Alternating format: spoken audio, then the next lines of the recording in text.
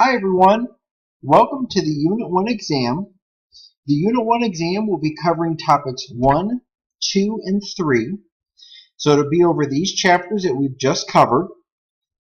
You'll see some very similar questions with regard to what you've seen in the past.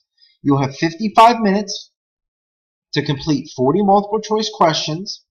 And I want to let you know that the exam is worth 100 points. It says 2.5 points each, but it's worth 100 points. Let me click on the study guide. I'm going to go over some of the concepts and some websites that you can use to prepare.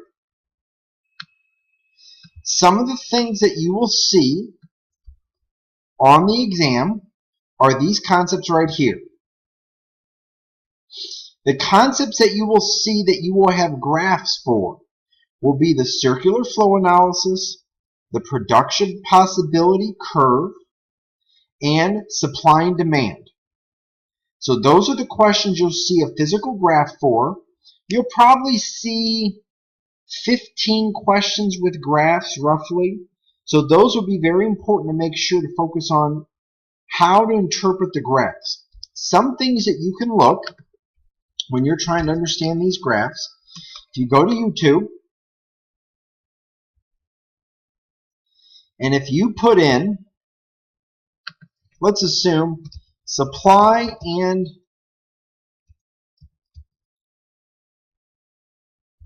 demand and AC/DC.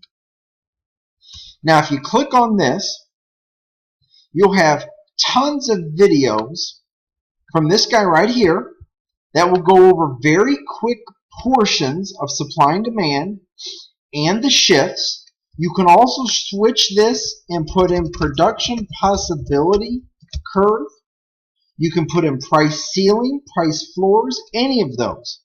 And he has a lot of different instruments, or I should say different videos to illustrate these concepts. These are very helpful concepts. You can also go to Google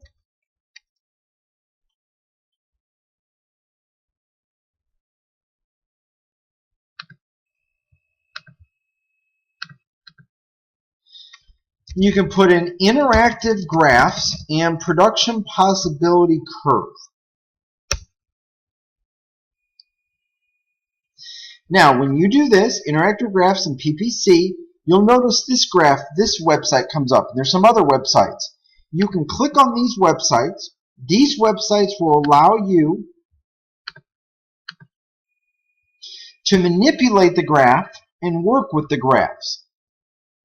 You can also change interactive graphs and put supply and demand. And what you do with these interactive graphs, it will allow you to understand what's happening. So you can play the game, it'll change things around, and you'll decide whether the shifts are appropriate or not, and it will really help with your focus. And I think this practice will be much more beneficial for you. Now, let's go over a couple of questions that you might see on the exam.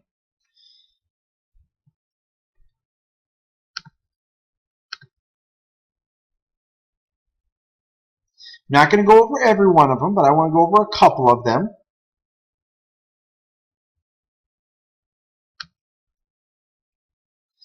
Now, in this graph right here, you'll notice there's a production possibility frontier, and we've moved from this curve to this curve. You know that given that we've had a shift outward, something's happened given the shift outward. So the focus will be on what happened with the shift outward. On this graph, this is dealing with supply and demand. This is looking at a change in quantity demanded, which means that consumers bought a different amount given the change in price. However, on this graph, this is a change in demand as the physical curve shifted. So the demand curve decreased. This is a change in quantity demanded. This is brought about by a price change. This is brought about by the factors of demand. In this question, this is quantity supplied. So it's a change in quantity supplied. A change in quantity supplied is brought about by a change in price. So the price used to be at this level. Now prices are now at this level, so firms are going to want to supply more at a higher price. That's the law of supply. Here's an example. If the price is $25, you notice if we're at $25, we're not at equilibrium. The equilibrium is where supply and demand intersect right here. So if we're at a price of $25, we're not at equilibrium. And if we're not at equilibrium, we have to establish how much is being supplied on the market and how much is being demanded on the market. And this is very important because prices will always go towards equilibrium. Those are some of the questions that you're going to see for this week. If you have any questions, let me know, but I look forward to your effort.